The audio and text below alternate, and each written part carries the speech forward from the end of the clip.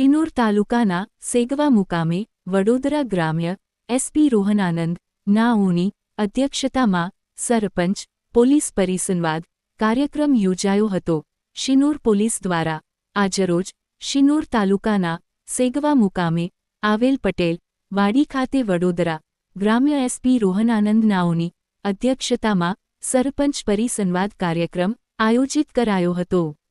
જેમાં cyber crime માર્ગ સલામતી અવેરનેસ, ગામમાં સીસીટીવી કેમેરા લગાડવા જેવા વિષયો સાથે તેરા તુજકો અર્પણ સહિતની ખૂબ અગત્યની માહિતી આપવામાં આવી હતી।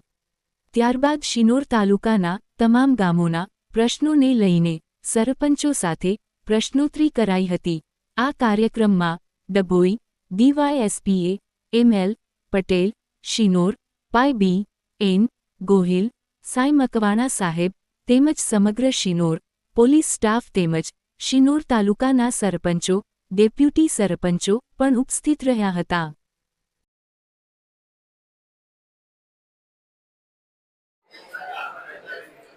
આજરોજ સેગવા આઉટપોસ્ટ નજીક મહેરબાન ડી સાહેબની સૂચનાથી